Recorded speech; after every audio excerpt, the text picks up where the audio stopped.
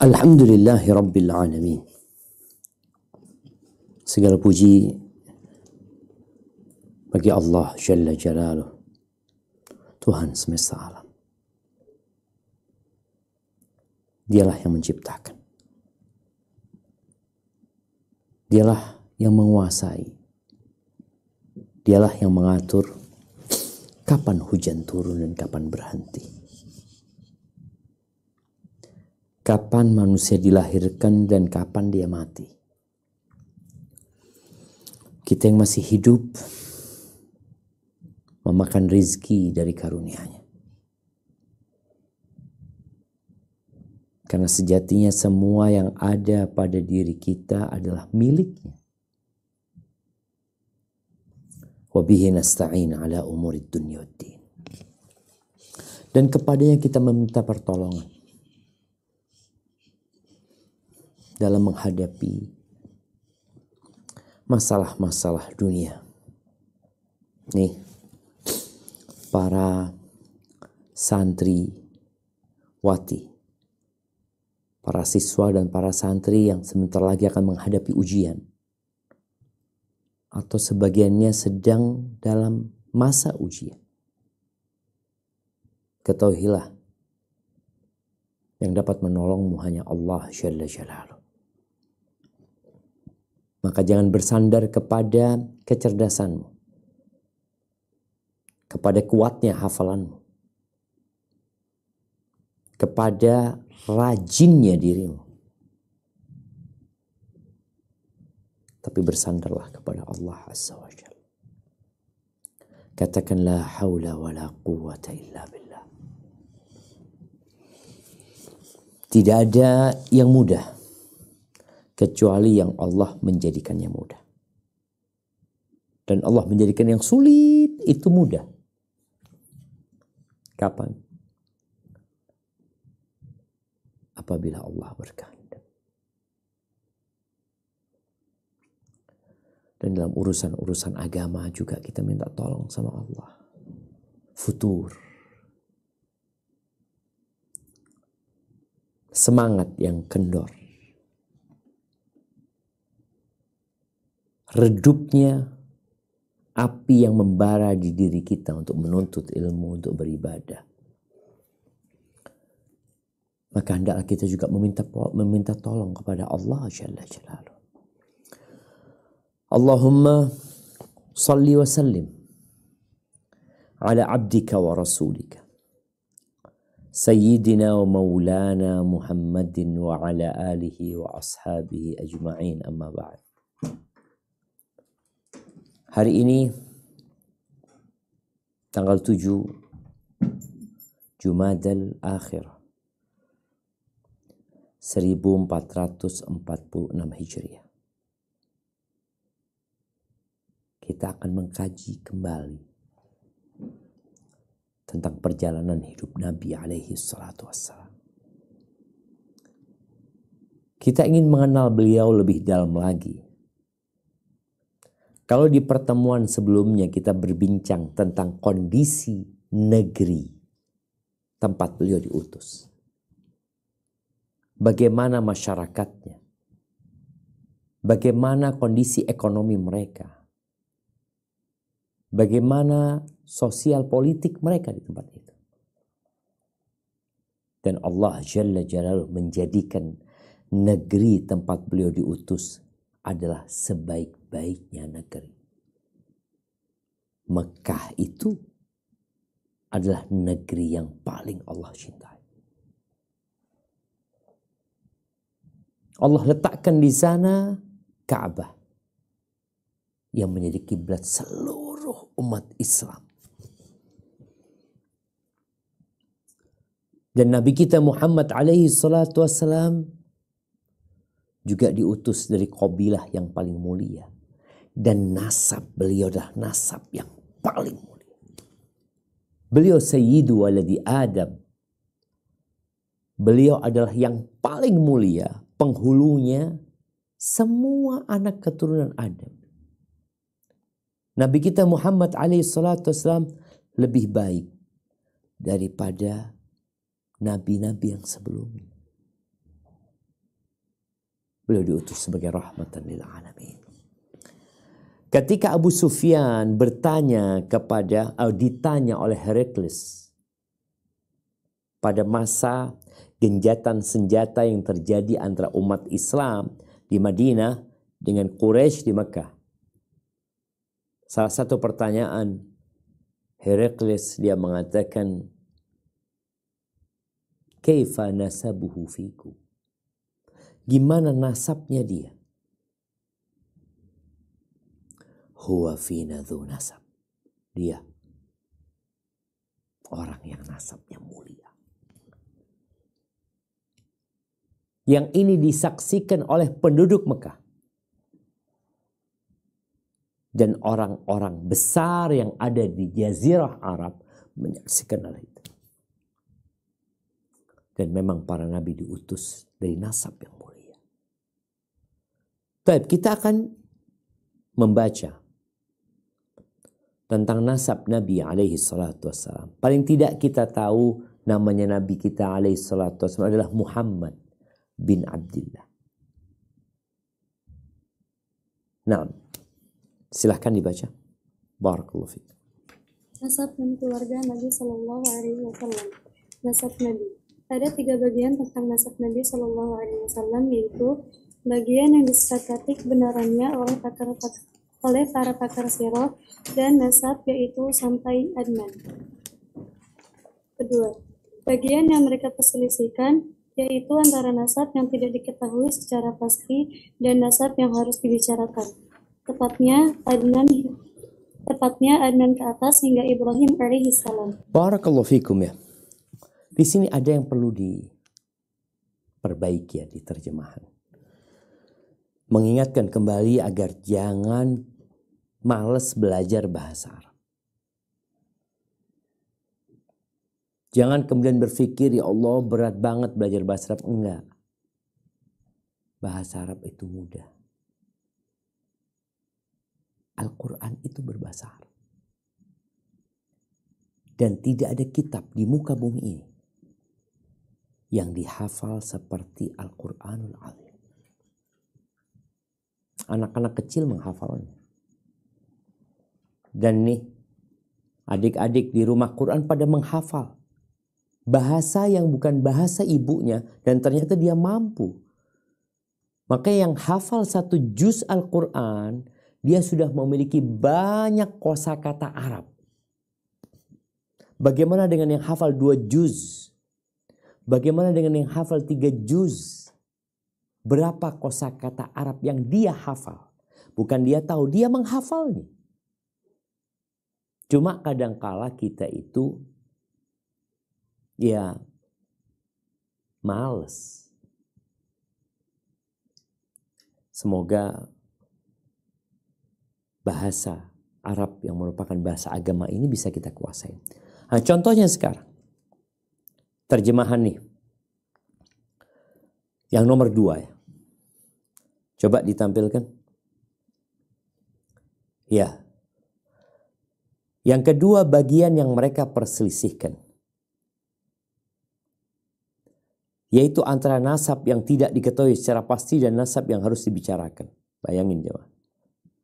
Antara nasab yang tidak diketahui secara pasti dan nasab yang harus dibicarakan. Anak akan bacakan bahasa Arabnya. Dikatakan di bahasa Arabnya ini,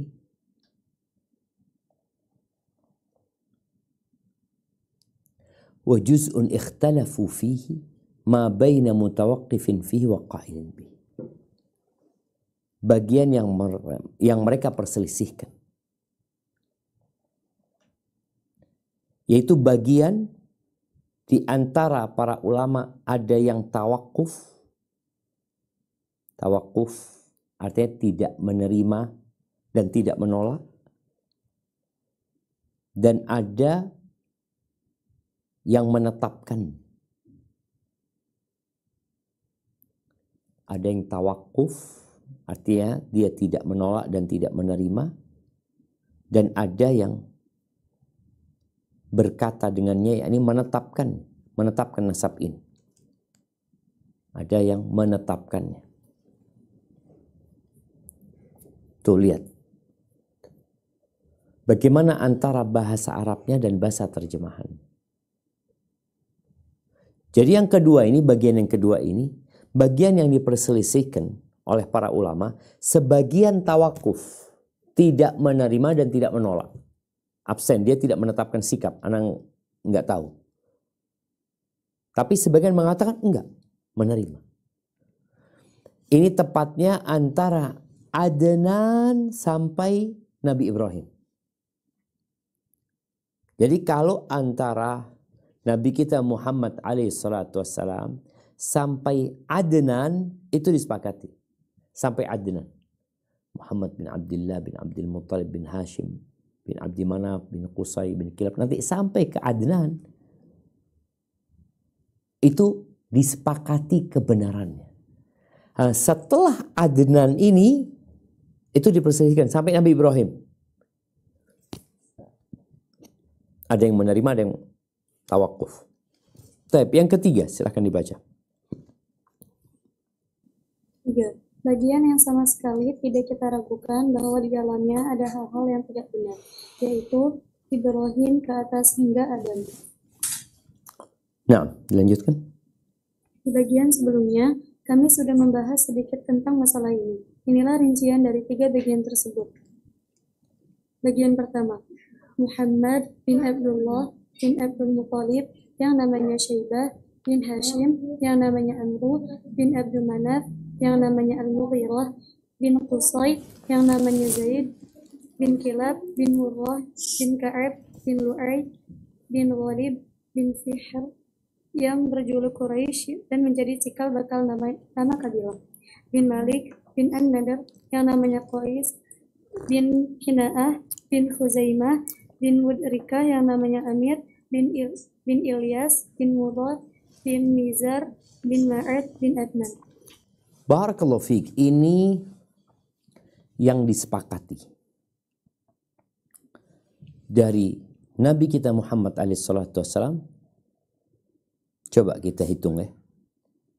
1, 2, 3, 4, 5, 6, 7, 8, 9, 10, 11, 12, 13, 14, 15, 16, 17, 18, 19, 20, 21. Siapa yang hafal nasabnya sampai 21?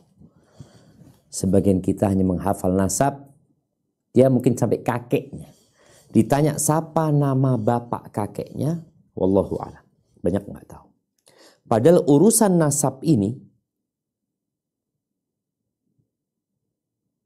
kita diperintahkan untuk mempelajarinya. Bukan dalam rangka berbangga-banggaan dengan nasabnya. Tapi tujuannya agar kita dapat melakukan silaturahim. Karena silaturahim itu artinya menyambung rahim. Yang tentunya berkaitan dengan orang-orang yang satu rahim. Kalau kita nggak hafal dengan nasab kita, gimana kita akan melakukan silaturahim? Tapi disebutkan di sini ada Fihr bin Malik. Fihr bin Malik ini yang diklaim gelarnya adalah Quraisy. Gelarnya, lakopnya adalah Quraisy. Ya, ada banyak pendapat tentang nama ini dari mana gitu. Quraisy. Ada yang mengatakan dari sama Qirish. Ya, di mana Fihr ini membawa ketika dalam perjalanan di atas lautan ketemu sama ikan Qirish. Ikan Qirish itu adalah ikan hiu yang kemudian ditangkap dan kepalanya dibawa ke Mekah. Maka dikenal dengan Quraisy. Ada pendapat yang lainnya. Dan ada gelar-gelar lain yang disebutkan di sini. Nanti kita akan bahas di antaranya. Seperti Abdul Muttalib. Abdul Muttalib ini namanya Syaibah sebenarnya. Tapi kok bisa jadi Abdul Muttalib? Hashim ini namanya Amru. Kok bisa namanya jadi Hashim? Taib, itu bagian yang disepakati keabsahannya. Nggak ada yang meragukan hal itu. Karena hanya 21 nasab. Panjang sebenarnya jemaah. Bagaimana dengan yang dari Adnan sampai ke Nabi Ibrahim? Tafadhal. Bagian kedua, Adnan dan seterusnya, yaitu bin Ud, bin Hamaisa, bin Salaman, bin Aus, bin Bauz, bin Qimwal, bin Ubay, bin Awam, bin Nashid, bin Haza, bin Baldas, bin Yadlaf, bin Tabis, bin Jahim, bin Nahish, bin Makhi, bin Aid, bin Abqar, bin Ubaid, bin Ad'a, bin Hamdan, bin Sinbad, bin Yathribi, bin Yaluan, bin Yalhan, bin Yahzan. Oh, Yaluan di sini ya. Nah, coba diganti ini, Yaluan diganti bin Yahzan. Bin Yahzan, bin Yalhan, bin Awi, bin Ayyad, bin Daishan, bin Aysar, bin Afnad, bin Ayham, bin Muqsir, bin Nahir, bin Zari, bin Sumay, bin Muzai, bin Iwabbo, bin Aram, bin Qaidat, bin Ismail, bin Ibrahim. Barakallahu fikum. Ini kira-kira 30 nasabnya. Jadi kalau dari Nabi Muhammad SAW ke Adnan itu sekitar 21 tadi. Kalau ke sini hitungannya hampir 50 atau 50 lebih. Kalau setiap orang umurnya 70 tahun, kakeknya ini maksudnya ini 51 generasi atau 50 generasi anggap. 70 kali 50. Berapa tahun? 3.500 tahun. Nah, jadi antara Nabi Muhammad SAW ke Nabi Ismail, putranya Nabi Ibrahim sekitar ya 3.500 kurang lebih di antara itu. Tapi ingat nasab ini diperselisihkan. Tadi ada yang menerima, ada yang tawakuf, nggak tahu. Nama-namanya juga agak rada-rada aneh ya. Seperti itu, wallahu a'lam. Ada yang mengatakan enggak betul nasabnya ini. Taib, kemudian dari Nabi Ibrahim sampai ke Nabi Adam alaihissalam. Taib, silakan lanjutkan. Bagian ketiga, Ibrahim dan seterusnya, yaitu bin Tari yang namanya Azad, bin Nahur, bin Saru', bin Ra'u, bin Falas, bin Aibar, bin Syalah, bin Al-Fashad, bin Sam, bin Nuh alaihi salam, bin Lam, bin Matausyalah,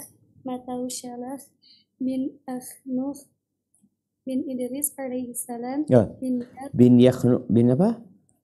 Bin Ukhnuh atau Idris. Bukan bin Idris tapi atau Idris. Bin Akhnuf atau Idris alaihi salam, bin Yad, bin Mahlail, bin Taib, dari Idris itu ada yang namanya Ibn Idris bin Yard. Taib, lanjutkan.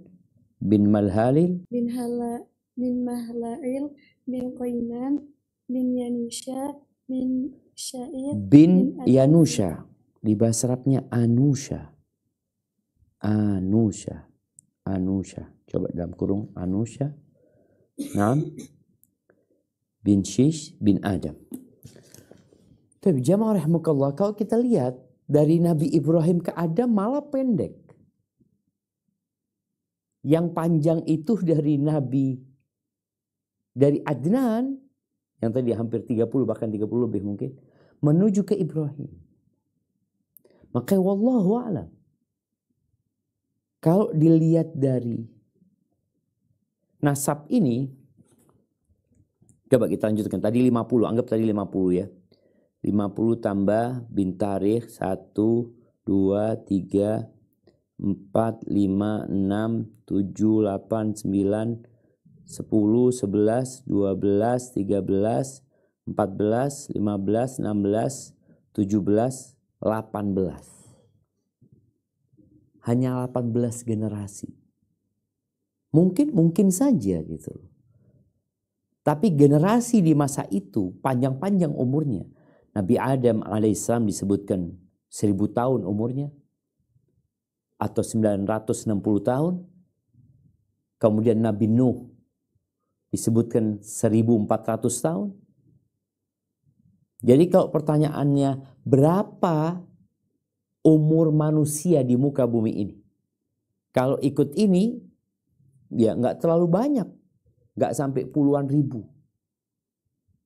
Kalau ke Nabi Ibrahim aja 3.500. Bagaimana dari Nabi Ibrahim ke Nabi Adam alaihissalam? Wallahu a'lam bishawab, kita nggak tahu. Tapi yang jelas, yang pasti beliau adalah anak keturunan Adnan, dan Adnan ini anak keturunan Ismail alaihissalam. Dan Ismail ini anaknya Ibrahim, dan Ibrahim ini semua sepakat beliau adalah anak keturunan Nabi Nuh alaihissalam. Nabi Nuh, Sam ibn Nuh. Kemudian Nabi Nuh adalah anak keturunannya Nabi Adam alaihissalam. Tapi ini berkaitan dengan nasab. Kita akan berbincang tentang keluarga Nabi alaihissalam. Jadi nasab itu jadi mulia. Karena memang keluarga itu banyak berbuat kebaikan. Sehingga menjadi orang terpandang. Oh, orang baik fulan. Bapaknya Masya Allah. Kakeknya jempol 2. Bapak kakeknya jempol 4. Untuk menunjukkan memang ini anak keturunan orang-orang baik gitu loh. Karena sekarang muncul orang-orang yang membanggakan nasabnya, tapi dia nggak berbuat baik sebenarnya. Barakallahu fiik. Nah, silakan dibaca tentang keluarga Nabi alaihi salatu wassalam. Keluarga Nabi Shallallahu Alaihi Wasallam dikenal dengan sebutan keluarga Hashimiyah. Nama ini dinisbatkan kepada kakeknya Hashim bin Abdul Manaf. Oleh karena itu, ada baiknya jika menyebutkan sekilas tentang keadaan Hashim dan keturunan sesudahnya. Nah, barakallahu fiik. Kita tahu Nabi Muhammad sallallahu alaihi wasallam adalah Muhammad bin Abdullah bin Abdul Muttalib bin Hashim. Jadi Hashim ini bapak kakeknya Nabi SAW. Jadi paling tidak, ini semuanya menghafal nasabnya sampai bapak kakeknya. Apa istilahnya sekarang di Indonesia? Buyut. Situ dia hafal. Agar dia bisa menyambung rahimnya nantinya dengan yang satu bapak kakeknya. Taib, disebut keluarga Nabi SAW dikenal dengan Bani Hashim, anak keturunan Hashim, atau Al-Usra Al-Hashimiyah.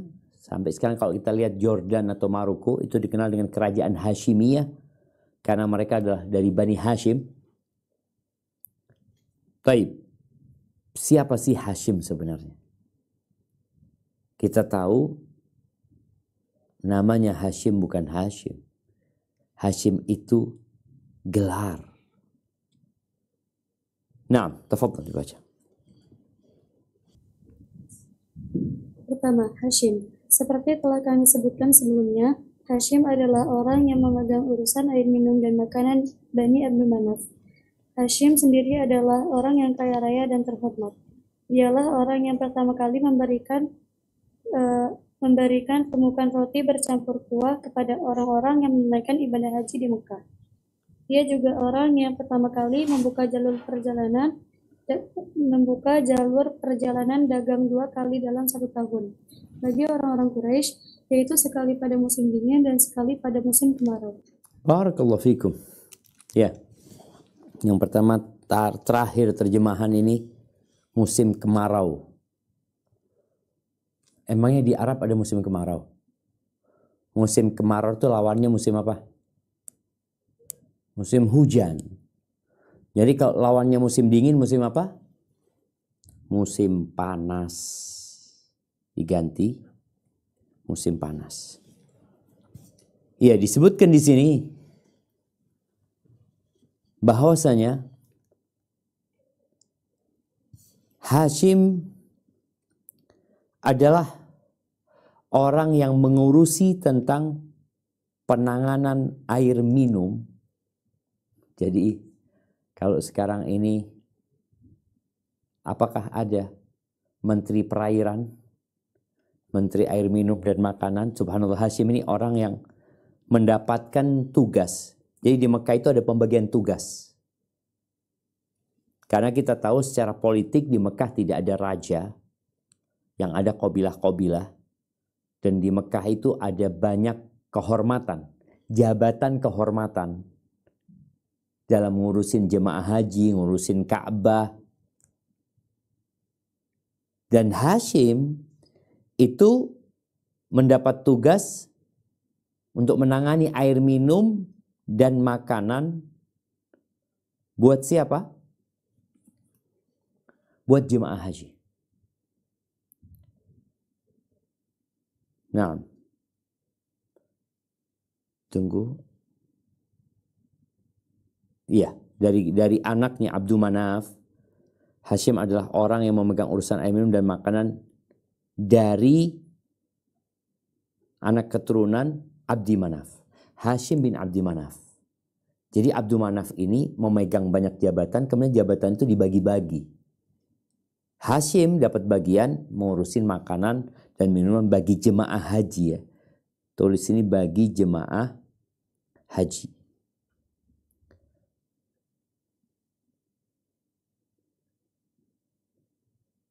Tunggu, ada yang nggak diterjemahkan di sini.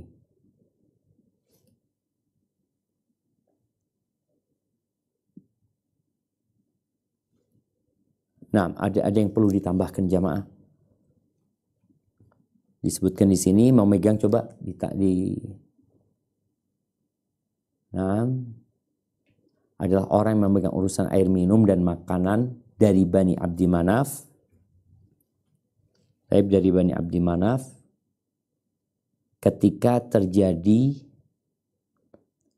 pembagian jabatan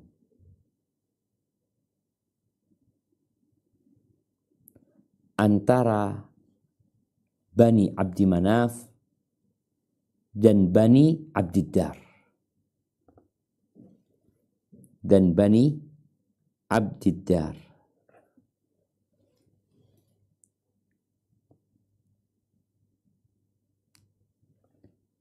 Baik, kemudian disebutkan di sini dia adalah wa Hashim, tambahkan di sini, dan Hashim namanya adalah Amru. Namanya adalah Amru.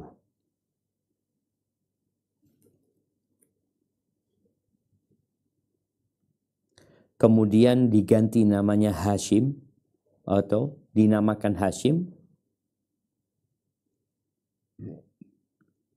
karena dialah yang meremukkan roti tadi dicampur dengan kuah untuk jemaah haji.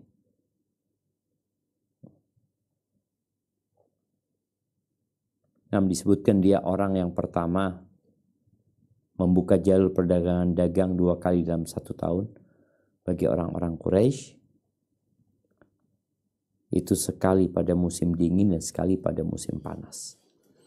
Allah Azza wa Jalla mengatakan li'ila fi Quraisy ila fi rihlatasy syita'i was-shaif.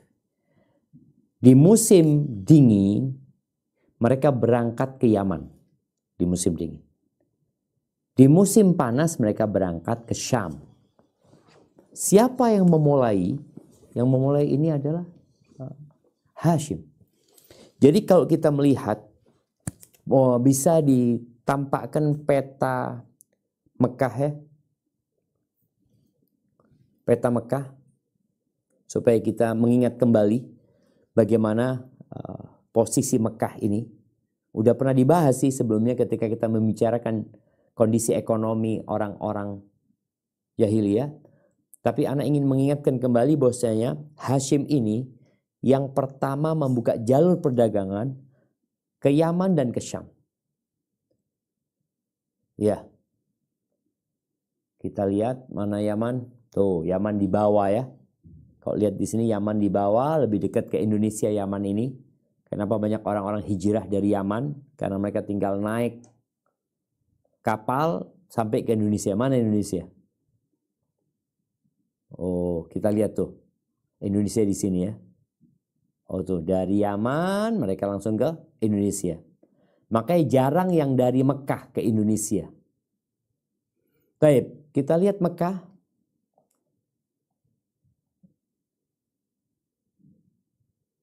Nah, itu Mekah. Mereka berdagang menuju ke Yaman, ke bawah situ. Di saat musim dingin, di saat musim panas mereka ke Syam. Mana Syam itu? Itu Jordan ya. Ke sana.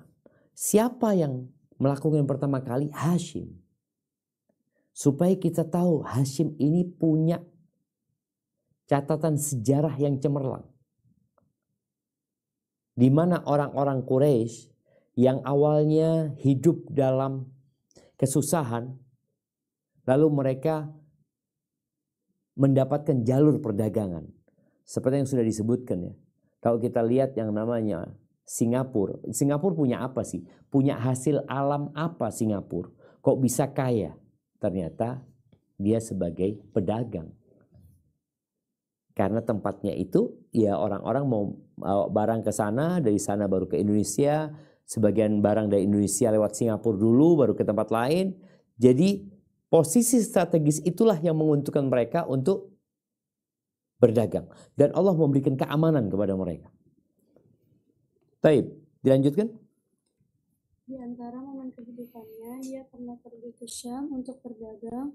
Setiba di Madinah, dia menikah dengan Salma binti Amru dari Bani Adi bin An-Najjar dan menetap di sana bersama istrinya. Lalu dia melanjutkan perjalanannya ke Syam, sementara istrinya tetap bersama keluarganya, yang saat itu sedang mengandung anaknya, yaitu Abdul Muthalib. Namun, Hashim meninggal dunia setelah menginjakkan kaki di Palestina. Kemudian Salma binti Amru melahirkan Abdul Muthalib. Ada yang kurang di terjemahannya. Mau ditambahin. Hashim meninggal dunia di Gaza dari Palestina. Nah, di Gaza ya, meninggalnya itu di Gaza. Semoga Allah menyelamatkan saudara kita di Gaza dan memberikan pertolongan kepada mereka. Ya, lanjutkan. Kemudian Salma binti Amr. Kemudian Salma binti Amru melahirkan Abdul Muthalib pada tahun 497 Masehi dengan nama Syaibah, karena ada rambut putih uban di kepalanya. Hashim mempunyai 4 putra, yaitu Asad, Abu Sayyid. Taib, sebelum dilanjutkan, ada terjemahan di sini juga yang kurang. Salma, tulis Salma mendidik Hashim di rumah ayahnya di Yathrib. Di Yathrib.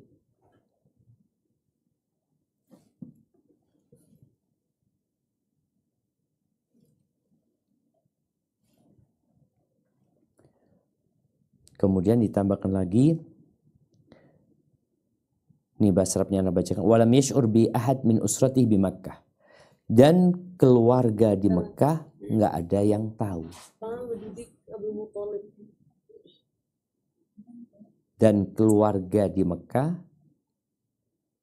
yakni keluarga Hashim di Mekah, nggak ada yang mengetahui hal itu.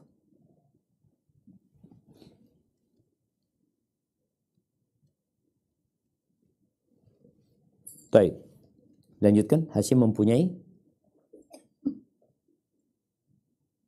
4 putra, yaitu Asad, Abu Sayfi, Nablah, dan Abdul Muthalib. Juga mempunyai 5 putri, yaitu Ashifa, Khalidah, Laifah, Ruqayyah, dan Jannah. Barakallahu fikum. Jadi subhanallah ya, Hashim punya istri di Mekah.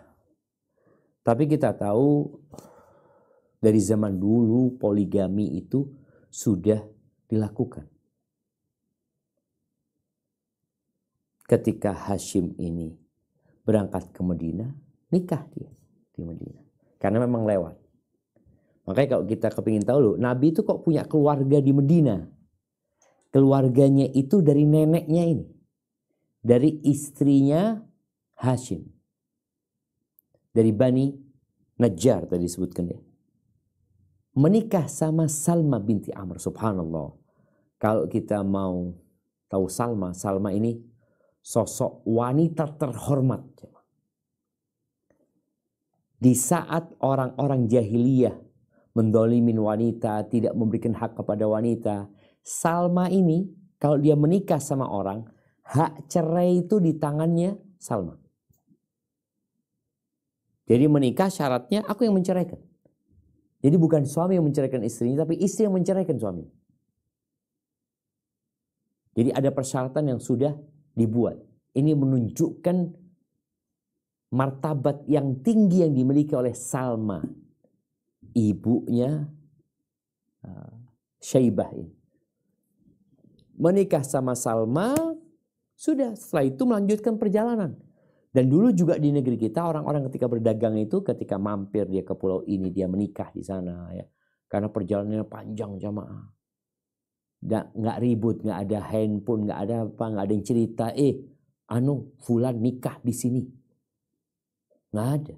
Makanya keluarga di Mekah nggak tahu kalau Hashim nikah di Madinah dan punya anak nanti di Madinah. Mereka nggak sadar.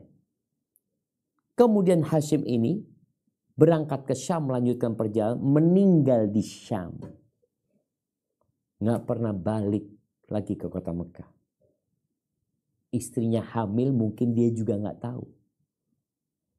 Yang jelas dia meninggal dunia. Hashim punya anak nih. Hashim anaknya disebutkan 4 putra. Dan ada 5 putri. Dari ibu yang berbeda-beda.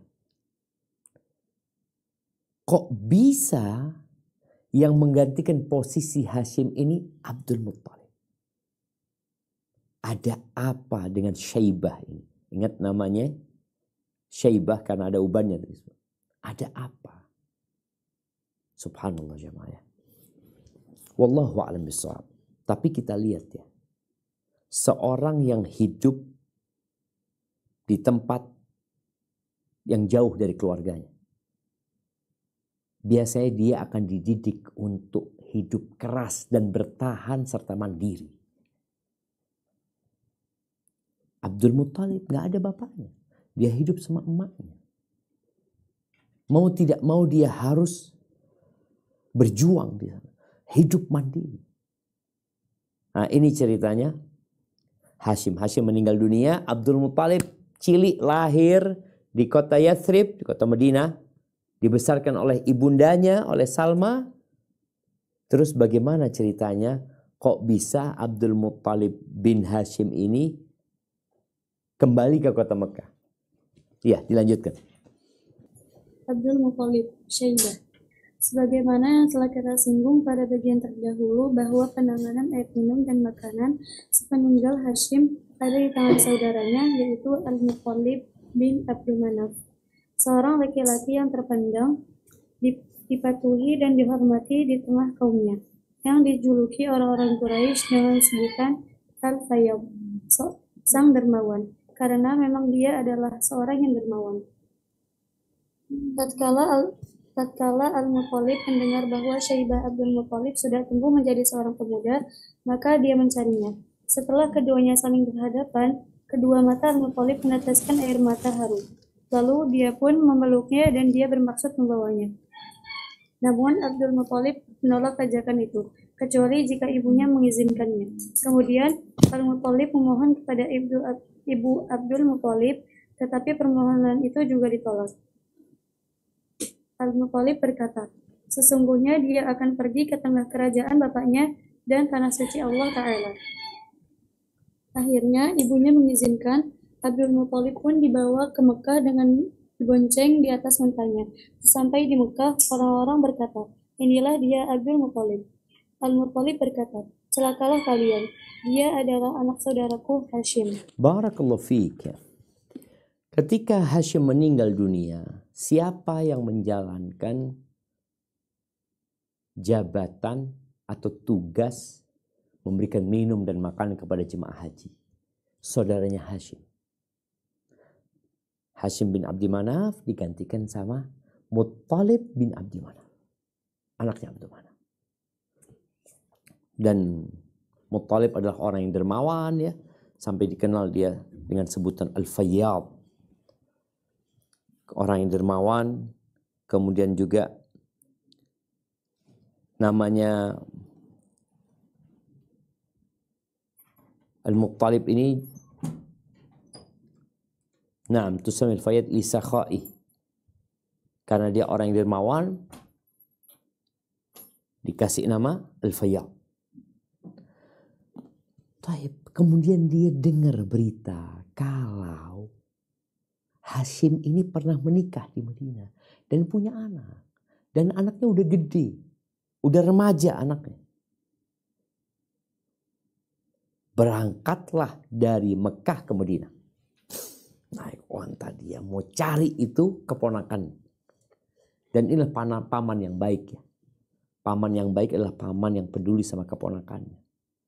Paman yang menyambung rahim.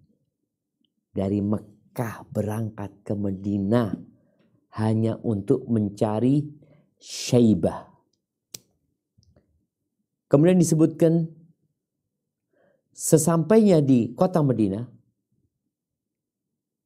ngelihat ini masuk kota Madinah, ngelihat seorang pemuda yang mirip sama Hashim. Yakin ini anaknya Hashim. Maka bagaimana Al-Muttalib menangis ya. Kemudian dia memeluk anak itu.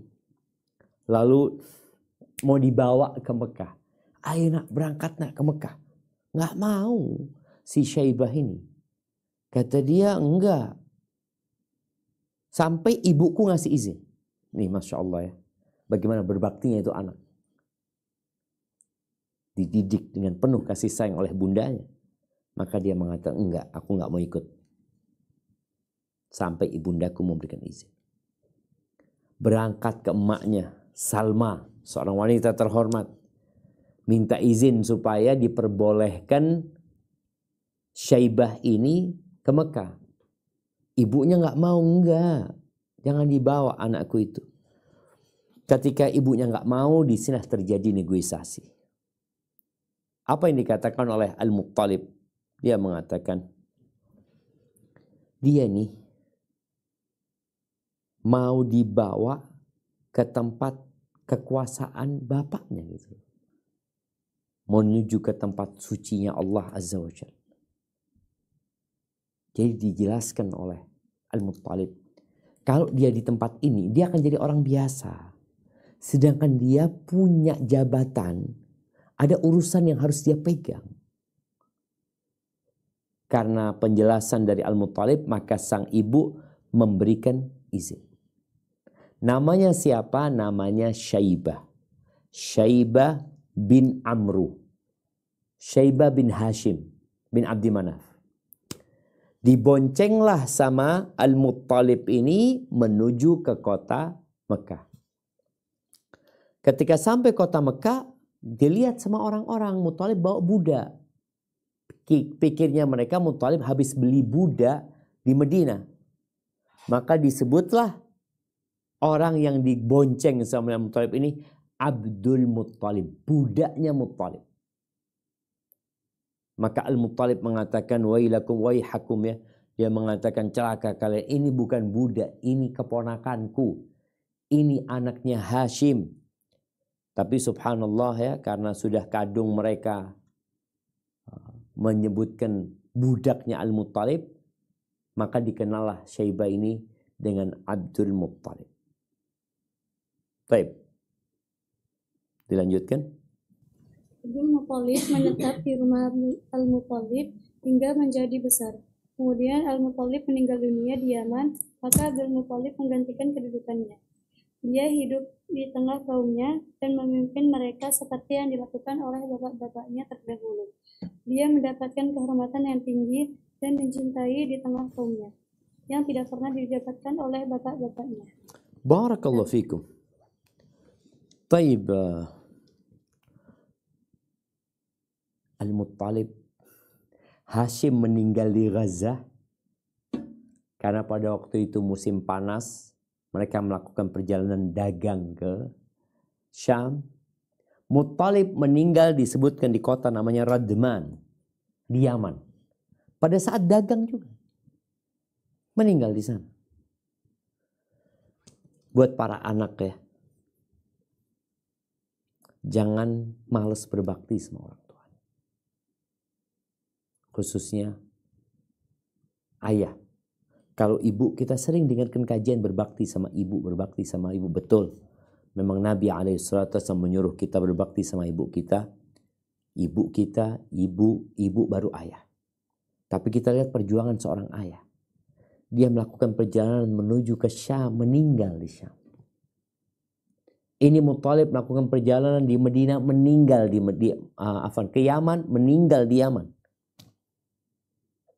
Dan subhanallah, yang menggantikan posisi jabatan itu bukan anak-anaknya Muttalib, tapi Abdul Muttalib yang dikenal budaknya Muttalib. Karena sejatinya yang pegang jabatan ini sebelum Al-Muttalib adalah Hashim, saudaranya Muttalib.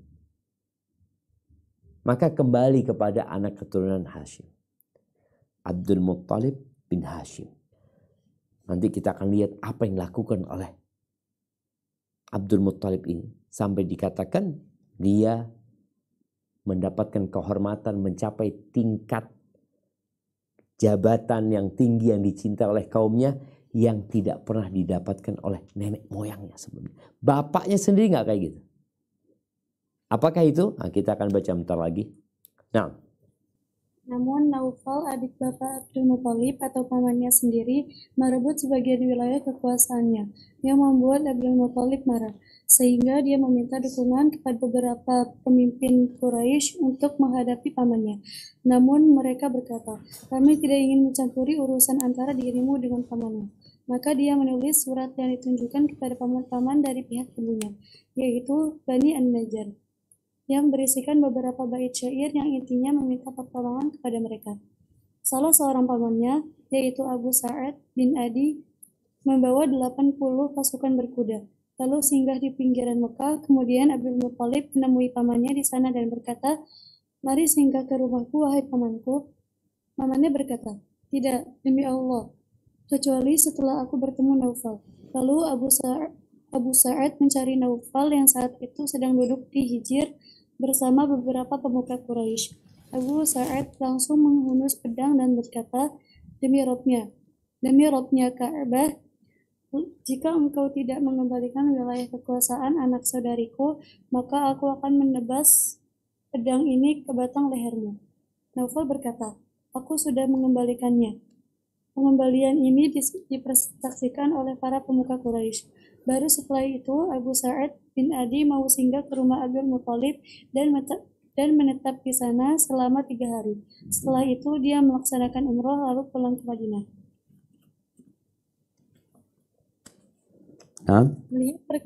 Melihat perkembangan ini, maka Naufal mengadakan perjanjian persahabatan dengan Bani Abdu Syams bin Abdu Manaf untuk menghadapi Bani Hashim. Bani Khuza'ah yang melihat dukungan Bani An-Najjar terhadap Abdul Muthalib berkata, kami juga melahirkannya sebagaimana kalian melahirkannya. Oleh karena itu, kami juga lebih berhak mendukungnya. Hal di atas bisa dimaklumi karena ibu Abdu Manaf yang berasal dari keturunan mereka. Sehingga mereka memasuki Darun Nadwa dan mengikat perjanjian persahabatan dengan Bani Hashim untuk menghadapi Bani Abdu Syams yang sudah bersekutu dengan Naufal. Perjanjian persahabatan inilah yang kemudian menjadi sebab menaklukkan Mekah. Barakallahu fikum ya. Ini cerita tentang peristiwa setelah meninggalnya Al-Muttalib. Ketika Abdul Muttalib memegang kekuasaan itu, pamannya Naufal ini merampas sebagian dari ribut. Ini perang saudara nih. Mereka minta tolong, Abdul Muttalib meminta pertolongan orang-orang Quraisy. Orang Quraisy angkat tangan, enggak, kami enggak mau ikut campur dalam masalah kalian. Artinya ini masalah satu qabilah. Dan kita sudah mengetahui bahwa di Mekah nggak ada kerajaan. Yang ada pemimpin qabilah. Akhirnya pemimpin-pemimpin qabilah lain angkat tangan. Sampai tadi Abdul Muttalib kirim surat ke kholnya. Khol itu paman dari pihak ibu. Kholnya datang untuk menyatakan dukungannya. Akhirnya Naufal menyerahkan kembali apa yang sudah dia rampas. Namun ternyata Naufal sebenarnya nggak ridho. Maka dia bersekutu dengan Bani Abdis Syams. Kemudian ketika melihat kondisi seperti Khuza'ah ini bersekutu dengan Bani Hashim. Artinya bersekutu, mereka berkoalisi. Kalau ada apa-apa ya yang perang bukan cuma Bani Hashim, tapi Bani Abdis Syams juga ikut. Dan berkaitan dengan Khuza'ah yang berkoalisi dengan Bani Hashim. Ini menjadi penyebab ditaklukkannya kota Mekah. Karena nanti Quraisy akan berkhianat. Bagaimana Khuza'ah dan Banu Bakar perang dan Quraisy membela Banu Bakar. Yang akhirnya perjanjian yang dibuat untuk damai rusak. Dan Nabi pun berangkat menuju ke Mekah untuk menaklukkan kota Mekah. Taib, ini berkaitan dengan peristiwa yang terjadi di masa Abdul Muttalib. Taib, ada peristiwa lain di antaranya?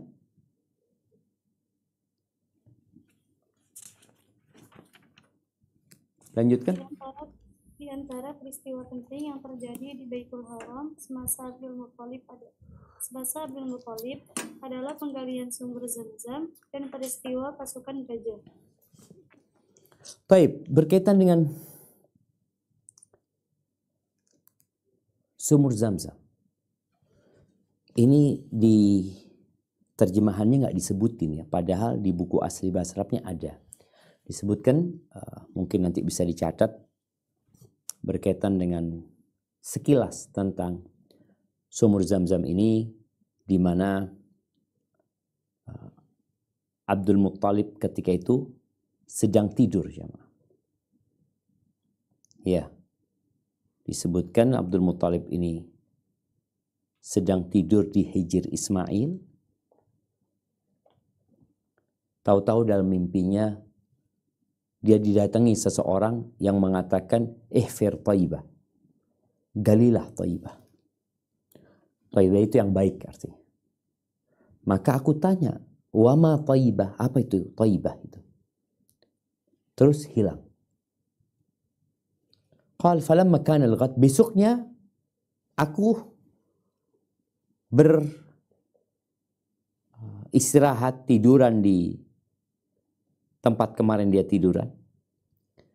Fanimtu fi faja'ani. Datang lagi tuh.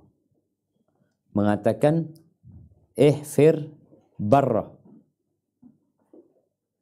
Galilah barrah. Barrah ini juga dari kata bir, kebaikan. Qultu wa ma barrah. Apa barrah itu? Yang mau digali ini apa gitu loh. Lalu mimpi itu hilang. Bubar sudah. Dia bangun. Besoknya lagi. Abdul Muttalib tidur di tempat yang sama. Di Hijr Ismail. Lalu datang lagi yang mengatakan ihfir al-madnunah. Naam. Galilah al-madnunah. Al-madnunah ini artinya minuman yang akan bermanfaat buat orang-orang beriman. Madnunah. Artinya orang kalau minum itu cukup untuk sebagai makanan. Qala qultu wa mal madnuna? Apa madnuna itu? Hilang sudah mimpinya itu. Hari keempat ketika aku tidur di Hijr Ismail itu, datang lagi dia. Mengatakan ihfir Zam-Zam. Galilah Zam-Zam. Qultu wa ma Zam-Zam? Apa Zam-Zam itu? Ini Zam-Zam itu nama untuk air Zam-Zam karena banyaknya Zam-Zam itu. Apa itu Zam-Zam? Ini jemaah ya. Ini yang seharusnya ada di buku terjemahan kita. Dia bertanya, apa itu Zam-Zam? Dia mendapat jawaban air yang tidak kering dan tidak meluap, yang dengannya engkau memberi minum para haji. Dia terletak di antara tai binatang dan darah, baina farthin wa damin. Nah, berada di patukan gagak yang hitam, berada di sarang semut. Nah, itu juga terjemahannya gagak hitam itu, gagak hitam yang paruhnya merah, tapi al-asom ini. Taib. Lalu, falamma buyina lahu sya'nu, ketika dijelaskan apa yang dimaksud dengan Zam-Zam ini, sesaat Abdul Muthalib bingung dengan tempat tersebut. Sampainya ada kejelasan dengan melihat kejadian yang disyaratkan kepadanya. Kemudian ia pun bergegas menggalinya. Artinya Abdul Muthalib ngelihat ada burung gagak yang mematuk di sana dan ada semut di tempat itu. Kumpulan semut di sana. Karena jamaah ketika terjadi peperangan ya antara di kota Mekah itu, akhirnya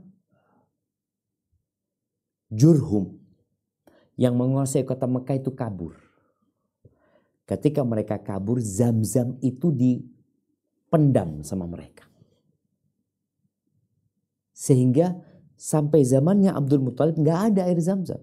Sejak peperangan itu orang nggak tahu di mana ada air Zam-Zam. Karena penduduk aslinya pergi meninggalkan tempat itu. Sampai kejadian Abdul Muthalib mimpi. Baik, dilanjutkan. Lalu jamaah akhirnya Abdul Muthalib gali tempat itu.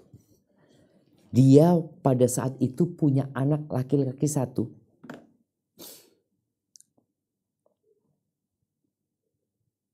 Harith namanya. Harith ibn Abdul Muthalib. Ketika digali kelihatan. Ada sesuatu yang tertutup. Sumur kalau habis ditutup itu kan mereka mengetahui. Ada kelihatan ini sesuatu yang dipendam. Bukan seperti gali tanah biasa. Kabbar, takbirlah Abdul Muthalib. Ketika takbir, tahu mereka kalau Muthalib sudah mendapatkan apa yang dia inginkan. Maka orang-orang beranjak menuju ke Abdul Muthalib. Kelihatan tuh air Zam-Zam tuh keluar. Maka orang-orang Quraisy mengatakan, hadza bi'ru abina Ismail, ini sumur bapak kita bersama Ismail. Kita punya hak di sini. Maka masukkan kita dalam hak ini. Kata Abdul Muthalib, ma ana bifa'il. Enggak. Aku akan lakukan itu. Ini dikhususkan buat aku, kata dia. Dan aku dikasih. Bukan kalian yang dikasih. Aku yang dikasih mimpi, aku yang gali sendiri. Kok tahu-tahu mereka datang mau ikut serta di sana, merasa memiliki. Apa kata mereka? Fa'ansifna. Ya sudah, paruan. Kita nggak akan tinggalkan engkau sampai kita ya sudah mencari solusi. Ya sudah, katanya Abdul Muthalib, kita cari siapa penengah di antara kita. Akhirnya jamaah mereka mengatakan kahina Bani Sa'ad. Hudzaim, kita berangkat ke ada dukun perempuan yang biasa menyelesaikan pertikaian-pertikaian di antara orang di Ma'an. Itu lokasinya di perbatasan Syam. Jadi mereka tahu di situ ada orang yang bijak, kayak disebutnya kahina, dukun di sana. Berangkatlah mereka ke sana. Dalam perjalanan, ini Abdul Muthalib bersama 20 orang dari Bani Hashim. Dari Bani Abdi Manaf ya. Iya. Dia bawa 20 orang dari Bani Abdi Manaf. Quraisy bawa 20 orang juga dari kabilah yang banyak. Di tengah jalan, subhanallah, grupnya Abdul Muthalib ini kehabisan air. Maka mereka minta kepada grup sebelah, kita kasih air lah, habis air kita. Kata mereka, loh kita ini juga khawatir nanti ke depan belum ada air lagi gitu. Kok kita mau kasihkan ke antum gitu. Enggak, kata dia. Akhirnya Abdul Muthalib mengatakan kepada 20 orang ini, ayolah kita sekarang gali kuburan kita masing-masing. Mumpung kita masih kuat. Jadi setiap orang gali kuburannya. Galilah tiap orang itu jamaah kuburannya. Kenapa? Nanti kalau ada yang mati ya sudah kita tinggal dorong dia, kita kubur. Nanti ada yang mati lagi kita dorong ke kuburannya, kita pendam. Kata dia, hilangnya satu orang. Nanti kan yang terakhir gak akan dikubur kan. Berarti yang 19 akan dikubur. Hilangnya satu orang lebih baik daripada hilang satu rombongan, kata dia. Artinya kalau mati satu rombongan gak ada yang dikubur kan dimakan nanti sama binatang-binatang. Mereka akhirnya memilih untuk melakukan itu. Sudah jemaah. Disebutkan di riwayat ini mereka pada nunggu gak mati-mati nih. Tunggu kematian mereka. Dan yang sebelah ditunggu juga. Kalau mati kan selesai berarti.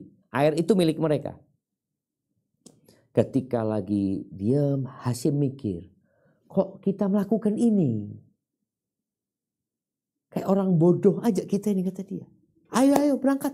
Boleh jadi ke depan nanti ada air gitu loh. Subhanallah. Akhirnya orang-orang pada berdiri. Dan ketika Hashim menggerakkan ontanya. Dari tempat kakinya, ontanya. Abdul Muthalib bukan Hashim Affan. Dari tempat kakinya, ontanya Abdul Muthalib keluar air. Menyumber. Akhirnya mereka minum di sana. Wadahnya mereka diisi air ya. Tetap mereka berpikir mau ke tempatnya perempuan tadi. Dukun perempuan itu. Dipanggillah grup sebelah ini. Ayo ada air nih. Penuhin tempat kalian. Wadah kalian dengan air. Akhirnya mereka mengatakan. Yang memberikan air kepadamu di sini ini. Itu juga yang memberikan air kepadamu di Mekah sana. Sudah air ini engkau yang ngurusin. Katanya. Pulanglah ke Mekah akhirnya. Dan Abdul Muthalib yang ngurusi air tersebut. Tapi berkaitan dengan Abdullah insya Allah.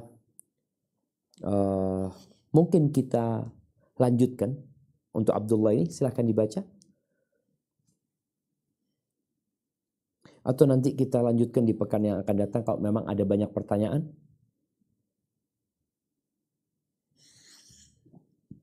Nah, mau dilanjutkan atau mau masuk ke sesi tanya jawab?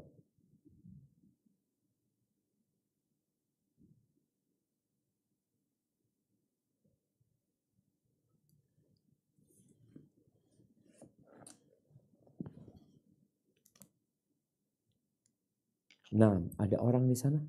Boleh ke tanya jawab Ustaz. Baik, barakallahu fiik. Baik, kita cukupkan di sini. Paling enggak kita faham tentang nasab Nabi SAW dan keluarga Nabi. Siapa itu Hashim, siapa itu Abdul Muthalib, tinggal Abdullah. Ayah Nabi kita Muhammad alaihi salatu wassalam. Yang insya Allah kita akan bahas di pertemuan yang akan datang. Tapi Anda kembalikan ke moderator untuk memimpin jalannya tanya jawab. Barakallahu fiik. Jazakumullah khairan Ustaz. Untuk selanjutnya kita masuk pada sesi tanya jawab. Yang ingin bertanya silakan raise hand.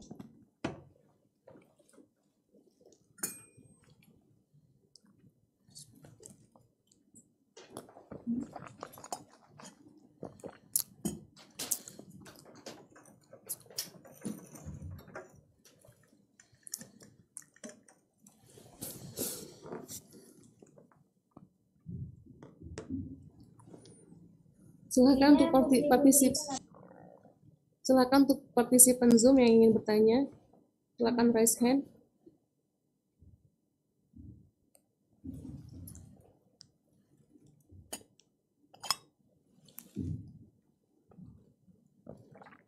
Baik, untuk Ummi Putri, tafadholi silakan. Jazakillah khair Ukti. Assalamualaikum warahmatullahi wabarakatuh Ustadz. Waalaikumsalam warahmatullahi wabarakatuh. Assalamualaikum ilaikum Ustadz. Semoga Allah selalu merahmati Ustadz dan keluarga dan memudahkan dakwah Ustadz dimanapun berada. Allahumma. Afwan Ustadz, apa yang harus Anda jelaskan ketika dalam satu majelis, mungkin dalam perkumpulan atau teman yang sering berkonflik dan memperbincangkan masalah kakek Rasulullah Shallallahu Alaihi Wasallam, orang tua Rasulullah Shallallahu Alaihi Wasallam itu apakah nanti akan di surga atau di neraka dan apa agamanya? Karena memang banyak sekali pendapat mengenai hal ini, Ustadz. Asalnya bagaimana, Ustadz, ketika Ana ditanya pendapat? Karena Ana masih fakir ilmu, Ustadz. Mohon penjelasannya, Ustadz. Jazakallah khair, barakallahu fiik, Ustadz. Masya Allah, barakallahu fiik. Naam, ahibati fillah. Kita masih ada satu pembahasan memang berkaitan dengan ayah Nabi alaihi salatu wassalam. Kalau kita berkumpul dengan orang-orang yang membahas tentang ayah dan kakeknya Nabi SAW, apakah mereka di surga atau di neraka? Memang masalah ini menjadi masalah yang diperdebatkan oleh para ulama sendiri. Tapi bukan masalah yang perlu jadi konsumsi orang awam. Yang perlu kita sampaikan kepada mereka, kalau orang itu kafir, maka dia masuk neraka.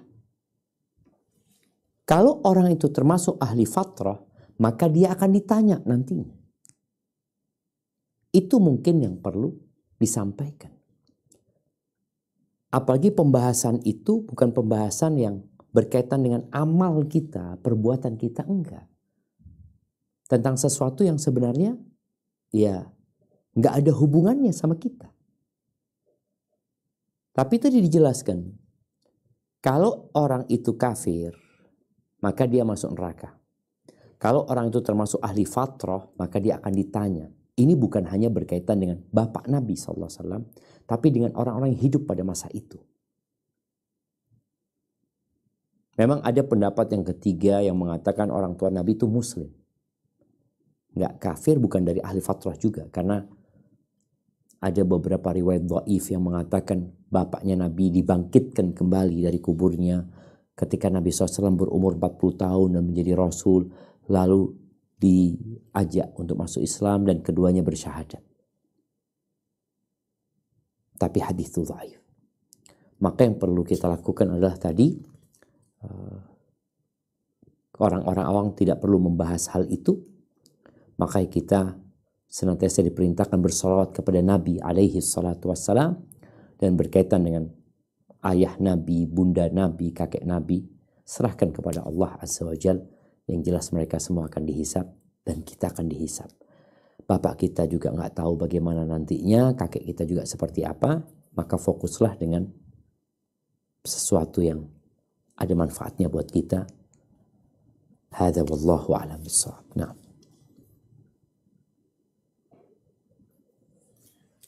Insyaallah. Pertanyaan selanjutnya dari Ummu Kemala. Tafadhol. Assalamualaikum warahmatullahi wabarakatuh. Waalaikumsalam warahmatullahi wabarakatuh. Semoga Ustaz selalu diberi keberkahan dalam menyebarkan kebaikan. Ada Amin. Pertanyaan Ustaz, kenapa kalau nggak salah dengar Bani Hashim itu adalah orang yang cukup berada ya, keluarga yang cukup berada. Tapi kenapa pada saat dikisahkan kehidupan Nabi sampai nggak bisa makan gitu? Kalau misalkan dilihat sama orang zaman sekarang yang kayaknya yang kaya banget gitu, kayaknya orang buang-buang duit tetapi tetap aja ada gitu. Jadi keadaannya berbanding terbalik gitu loh. Nah, Masya Allah. Jelaskan. Terima kasih. Assalamualaikum warahmatullahi wabarakatuh. Waalaikumsalam warahmatullahi wabarakatuh. Barakallahu fiik ya. Pertanyaan yang menarik ya. Kalau dikatakan Bani Hashim kaya, dia yang membuka perdagangan Syam dan Yaman ya. Tapi kita tahu kemudian Hashim meninggal dunia. Hashim punya anak namanya Syaibah. Yatim Syaibah. Maka dikatakan Syaibah ini yang gak menikmatin harta orang tuanya. Karena orang tuanya meninggal, dia hidup sama emaknya. Kemudian Abdul Muttalib balik ke Mekah. Dan Abdul Muttalib dikatakan orang yang terhormat ya. Jadi bicara orang terhormat nggak harus dia orang kaya. Ada orang yang berwibawa ya, ketika Raja Yaman itu menjadi raja, Abdul Muthalib berangkat ke Yaman mengucapkan ucapan selamat, ya, dia terhormat. Nabi kita Muhammad alaihi salatu wassalam, anaknya Abdullah. Dan awalnya Abdul Muthalib punya anak satu, Harith saja. Kemudian anaknya lebih dari 10, banyak. Jadi kalau kita lihat ya, warisan itu ketika dibagi satu orang saja, maka dapatnya banyak. Tapi kalau warisan itu momennya 1M, satu orang dapat 1M, oh banyak. Tapi kalau warisannya 1M dibagi orang 20, dapatnya cuma 50-50. Makanya Nabi SAW yatim. Nggak ada bapaknya. Bapaknya meninggal, Abdullah meninggalnya di Madinah ya. Dan masih muda meninggalnya. Artinya belum sukses dan kaya raya. Sehingga Nabi SAW ketika kakeknya meninggal dunia, Nabi nggak dapat warisan. Kalau kita bicara warisan secara syariat sekarang, cucu itu nggak dapat warisan kalau ternyata masih ada saudara-saudara bapaknya. Nanti akan pindah Nabi hidup bersama Abu Talib. Abu Talib tentunya dapat warisan ketika bapaknya meninggal dunia. Tapi ternyata dia keluarganya besar, anak-anaknya banyak ya. Sehingga sekali lagi tadi, penghasilan yang banyak, yang besar, ketika ada orang banyak yang menikmatin jadinya sedikit. Makanya saat ini, dunia ini, kenapa ada usaha untuk mengurangi penduduk bumi. Dengan ya salah satunya LGBT. Juga bagaimana agar orang-orang gak mau punya anak ya. Kita lihat di negara-negara besar itu pada nggak mau punya anak mereka.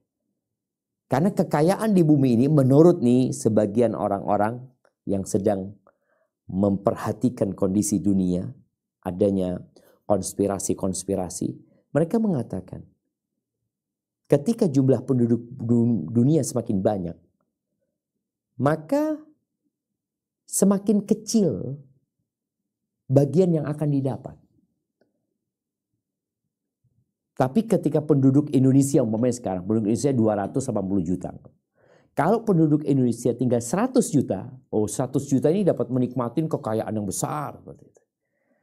Tapi kembali kepada pertanyaan tadi, iya, mereka dari keluarga yang kaya raya, yang sempat sukses, tapi kemudian jatuh waris ya. Kemudian Nabi kita Muhammad SAW sendiri akhirnya menjadi anak yatim yang ditinggal oleh bapaknya, ditinggal oleh emaknya, ditinggal sama kakeknya, kemudian hidup bersama pamannya yang anaknya banyak. Sampai Nabi SAW menjadi pengembala kambing.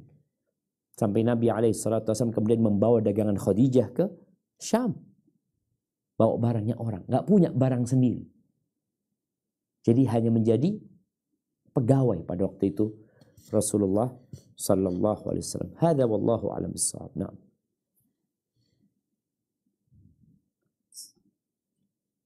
Insyaallah pertanyaan selanjutnya dari yang masuk lewat chat Zoom. Afan Ustadz, izin bertanya juga, semoga tidak keluar dari topik saat ini. Banyak sekali di Indonesia terutama yang mengatakan bahwa mereka ada nasab Nabi. Saya masih bingung bagaimana bisa sampai nasabnya di Indonesia, dan kalau iya apakah bentuk dakwah mereka sudah sesuai Al-Quran dan Sunnah? Saya masih baru belajar Ustadz, jadi saya penasaran dengan situasi ini.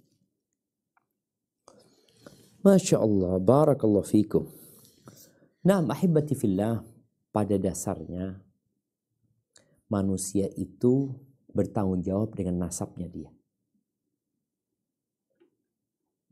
Dan orang itu yang lebih tahu dengan nasabnya. Ana umpamanya, siapa nama anak? Anak Syafiq.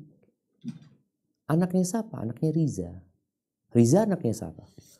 Riza anaknya Hasan. Hasan anaknya siapa? Hasan anaknya Abdul Qadir. Abdul Qadir anaknya siapa? Anaknya Salim. Salim anaknya siapa? Anaknya Zain. Bahasa lama. Anda kan lebih tahu. Kalau ada orang ngomong enggak, antum bukan bahasa lama. Antum ini Barabba. Antum ini Bawazir. Lu enggak. Anda lebih tahu sama nasab Anda. Karena barang siapa yang menasabkan dirinya kepada selain bapaknya, maka kafir dia. Jadi kufur nikmat gitu. Orang suruh berbakti sama orang tuanya. Di antara bentuk kebaktian itu adalah ya paling tidak antum menyebut nama orang tua antum di balik nama antum. Makanya saya sampaikan panitia-panitia kajian kalau ngundang ana jangan sebut ana Syafiq Basalamah, Syafiq Riza. Riza itu nama bapak ana. Tapi kembali kepada pertanyaan berkaitan dengan para habaib yang ada di Indonesia yang kemarin terjadi polemik tentang nasab mereka, ya seharusnya mereka amanah dengan nasab mereka. Sekarang kan muncul ada yang meragukan. Ketika muncul ada yang meragukan, ya tinggal bagaimana mereka membuktikan. Itu saja. Kalau pertanyaannya kok bisa sampai ke Indonesia? Oh bisa. Karena tadi waktu kita ngelihat peta Yaman tadi, kan keturunan Nabi SAW, Nabi SAW memang nggak punya anak laki. Jadi keturunan Nabi SAW ini dari jalur anak perempuannya. Fatimah binti Muhammadin sallallahu alaihi wasallam. Ada Hasan, ada Husain yang kemudian mereka menikah, mereka punya anak ya. Kemudian anaknya punya anak, anaknya punya anak ya. Kemudian dikatakan ada yang berangkat ke Yaman. Kita lihat sekarang, tadi Anda sampaikan bahwasanya Jordania itu adalah Mamlakah Hashimiyah. Ada yang ke Maroko di Afrika sana. Itu dari anak keturunan yang meninggalkan negerinya, kemudian boleh jadi mereka berangkat ke Indonesia. Dan memang kalau bicara para habaib itu, kapan mereka masuk ke Indonesia? Itu pada saat Indonesia dijajah oleh Belanda. Pada saat Indonesia dijajah oleh Belanda. Kalau berkaitan dengan Wali Songo, mamanya orang-orang yang datang sebelum para habaib itu, ya mereka disebutkan juga sebagian di antara mereka keturunan Nabi SAW. Dia boleh jadi mereka datang, mereka berdagang, mereka berdakwah. Kalau berkaitan dengan ajaran mereka apa sesuai dengan sunnah, ya kalau bicara sesuai dengan sunnah, kita punya ukuran Alkitab wa sunnah sesuai pemahaman salafus saleh. Yang sesuai maka diterima, yang tidak sesuai maka ditolak. Siapapun orangnya. Walaupun dia keturunan Nabi SAW, karena pada hakikatnya yang maksum itu hanya Nabi SAW. Keturunannya tak maksum. Enggak. Yang maksum itu hanya Rasulullah SAW. Sehingga kalau bicara keturunannya, yang sesuai dengan sunnah Nabi SAW, kita terima. Dan keluarga Nabi SAW, kalau mereka benar keluarga Nabi SAW, mereka punya hak lebih. Hak penghormatan dari kita. Kalau ada dua alim ulama, yang satu keturunan Nabi SAW, benar. Yang satu bukan. Sama-sama keilmuannya, sama-sama ketakwaannya, maka yang keturunan Nabi SAW punya hak plus. Tapi sekali lagi tanpa mengkultuskan mereka ya, dan kembali kepada ajaran Al-Quran dan Sunnah yang sesuai dengan pemahaman salafus saleh. Hadza wallahu a'lam bissawab. Nah. Berapa pertanyaan lagi, Ustaz? Mungkin satu kayaknya sebelum kita masuk ke kuis ya. Baik. Pertanyaan terakhir, silakan untuk Ummu Nuraini, Ummu Aisyah untuk bertanya. Jazakillah khaira Usti. Assalamualaikum warahmatullahi wabarakatuh Pak Ustadz. Waalaikumsalam warahmatullahi wabarakatuh. Semoga Allah Subhanahu wa taala selalu menjaga dan memuliakan Pak Ustadz dan keluarga, panitia dan jamaah kajian. Amin ya Allah ya rabbal alamin. Pak Ustadz, Afwan di luar tema Pak Ustadz tentang satu amalan yang di-share oleh teman Ana. Itu dikatakan bahwa bacalah Allahumma rzuqna makhroja itu sebanyak 11 kali di saat sujud terakhir untuk minta diberikan jalan keluar gitu oleh Allah Subhanahu wa taala. Pertanyaan Nana, apakah itu ada dalilnya Pak Ustadz? Mohon nasihat dan penjelasannya. Jazakallahu khairan barakallahu fik. Assalamualaikum warahmatullahi wabarakatuh. Waalaikumsalam warahmatullahi wabarakatuh. Ya, berkaitan dengan doa. Sejatinya bab doa itu adalah bab yang luas. Mau minta apa saja kepada Allah Azza wa Jal dengan bahasa apa saja diperbolehkan. Berapa kali mau memintanya kepada Allah silahkan, bebas. Namun yang lebih utama kita membaca doa-doa yang diajarkan Rasul SAW. Kalau tadi mau mengatakan Allahumma rzuqna makhrajan, oh silahkan. baca doa itu. Tapi apakah harus di sujud terakhir? Enggak. Boleh bacanya sujud terakhir, sujud pertama, sebelum salam, sambil naik motor, antara adzan dan qomat. Berapa kali bacanya terserah. Mau 11, mau 13, mau 30 kali mau minta sama Allah Azza wa Jalla. Memang Allah itu suka dengan orang yang berdoa kemudian diulang-ulangi. Seakan-akan dia maksa minta sama Allah Azza wa Jalla. Jadi doa itu sebenarnya maknanya bagus. Allahumma rzuqna makhrajan. Ya Allah, kasih rezeki kami, rezekinya itu adalah solusi, jalan keluar. Allah Azza wa Jalla mengatakan, wa man yattaqillaha yaj'al lahu makhrajan.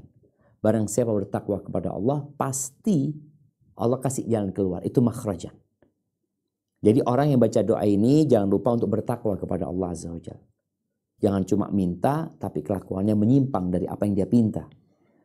Jadi sekali lagi, bab doa itu bab yang luas. Berkaitan dengan membacanya tadi, bebas ya, nggak harus isi bacaannya, isi amalan itu baik, boleh dibaca.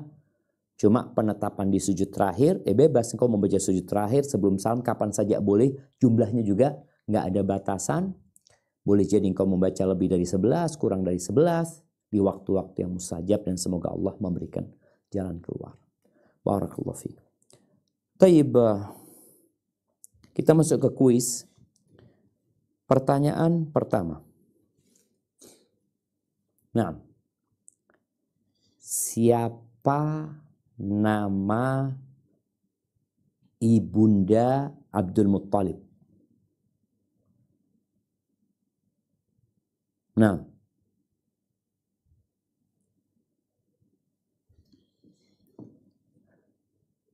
siapa nama ibunda Abdul Muttalib? Buat santriwati nih.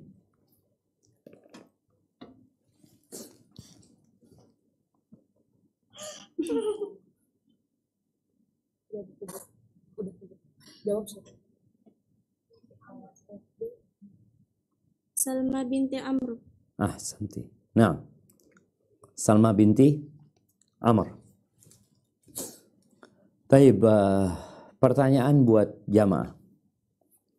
Sebutkan 3 macam nasab Nabi alaihi salatu wassalam.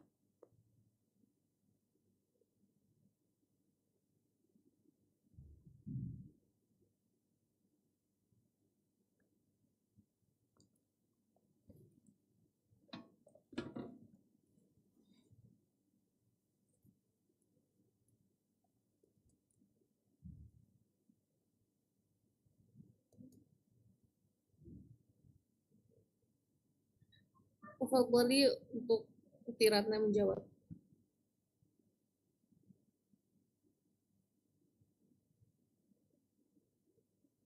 Bismillahirrahmanirrahim. Ada 3 bagian tentang nasab Nabi Shallallahu Alaihi Wasallam, yaitu 1 bagian yang disepakati kebenarannya oleh para pakar sirah dan nasab, yaitu sampai Adnan. Yang kedua, bagian yang mereka perselisihkan, yaitu antara nasab yang tidak diketahui secara pasti dan nasab yang harus dibicarakan. Itu terjemahannya salah tadi ya. Mohon diperbaiki. Oh iya Ustaz. Ya. Jadi nasab yang kedua itu nasab yang diperselisihkan, sebagian ada yang menetapkan, sebagian ada yang tawakuf ya. Artinya tawakuf itu mereka tidak mengiyakan dan tidak menerima dan tidak membantah juga. Baik, itu yang kedua. Dari siapa? Dari Adnan ke atas hingga Ibrahim alaihissalam. Baik, nah. Yang ketiga, bagian yang sama sekali tidak kita ragukan bahwa di dalamnya ada hal-hal yang tidak benar, yaitu Ibrahim ke atas hingga Adam. Hingga Nabi Adam alaihissalam. Baik, barakallahu fiik. Baik, pertanyaan terakhir buat santriwati. Nah, pertanyaannya, ketika menggali sumur Zamzam, Abdul Muttalib punya anak laki-laki 1. Siapa namanya?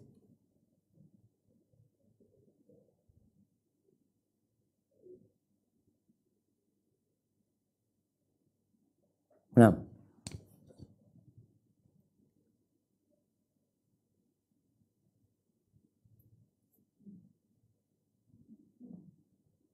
Tafadhali. Ya, satu anak laki-laki sebutin. Satu aja. Siapa aja kan Ustazah? Asad. Hah? Asad. Siapa namanya? Ustazah bantu Ustazah. Itu bagi dua.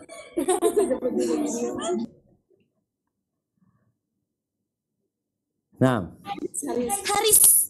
Haris. Naam, Haris. Betul. Haris. Barakallahu fiik. Taib jemaah, itu yang bisa kita kaji pada kesempatan kali ini. Semoga kita semakin cinta kepada Nabi SAW dengan mengenal bahwa nasab beliau adalah nasab yang mulia. Beliau adalah orang yang diutus sebagai rahmatan lil alamin. Anda kembalikan ke moderator. Jazakumullah khairan atas semuanya. Sampai berjumpa kembali. Semoga senantiasa dalam lindungan ilahi. Anda mohon undur diri. Assalamualaikum warahmatullahi wabarakatuh.